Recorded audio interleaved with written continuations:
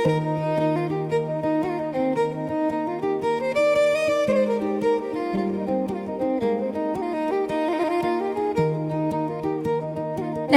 friends! Mrs. Chestnut has made a warm cup of tea, and let's sit near the window and enjoy a few peaceful moments together. We are often so gentle with the people we love, offering patience, warmth, and understanding when they struggle. But have you ever wondered why kindness feels so much harder when it comes to ourselves? In today's Cozy Woodland story, let us talk about the quiet importance of meeting ourselves with a little more gentleness, especially on the difficult days. There lived a squirrel named Hazel. Hazel was kind to everyone. She gathered berries for the tired neighbors, helped little birds mend fallen nests, and always made warm tea for anyone who looked lonely or weary. The creatures of the woods often said, "Hazel has the gentlest heart in all of the woods." But there was something no one knew. Hazel was not nearly as kind to herself. Whenever she dropped a basket of acorns, she whispered, "Oh dear, why must I always be so careless?" If she forgot something, she grew frustrated. If a painting turned out differently than she hoped, she sighed and tucked it away, convinced she had failed. And on difficult days, when her little paws felt tired and her heart heavy, she would tell herself, "You should be doing more." One rainy afternoon, after a particularly difficult day, Hazel sat quietly beneath the window of her tiny cottage. The tea had grown cold, her shoulders felt heavy, and for once she simply felt tired. As rain tapped softly against the glass, there came a knock at her door. Standing outside was Grandma Bristleberry, an old squirrel Hazel often cared for.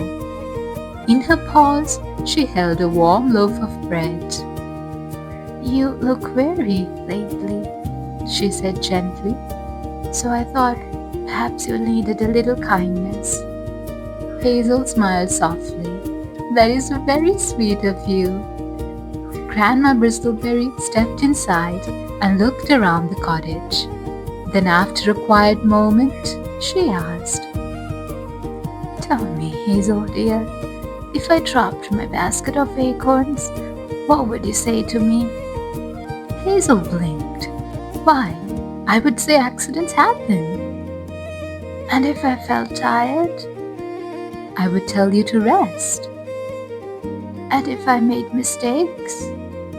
"I would remind you that everyone does." Grandma Bristleberry smiled warmly. Then she wrapped Hazel's paws around the warm teacup.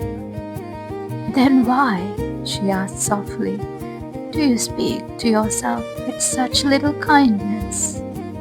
The room grew quiet. Hazel had never really thought about it. Grandma Bristleberry smiled gently and continued, "You know, dear, when we are kinder to ourselves, our hearts rest a little easier." She pointed toward the rainy garden outside. "A flower does not bloom faster because we scold it for growing slowly." Hazel listened quietly. "When we speak gently to ourselves," Grandma Bristleberry continued, "we worry a little less. We become braver by trying again, and difficult days feel a little easier to carry." She explained how tired minds need warmth too, how rest helps us think clearly, and how gentleness makes it easier to begin again after mistakes. That evening, as the rain continued to fall outside, they drank tea and spoke about kindness, not only towards others, but towards oneself.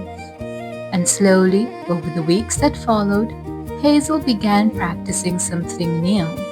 When she made mistakes, she tried saying, It's all right. I'm still learning. And when she felt tired, she rested without guilt. And something surprising happened. Her shoulders softened. She laughed more. Her paintings felt joyful again. The hard days still came, but they no longer felt so heavy. Hazel began to understand something important. Kindness is not only something we give away. Sometimes it is something we must learn to offer ourselves too.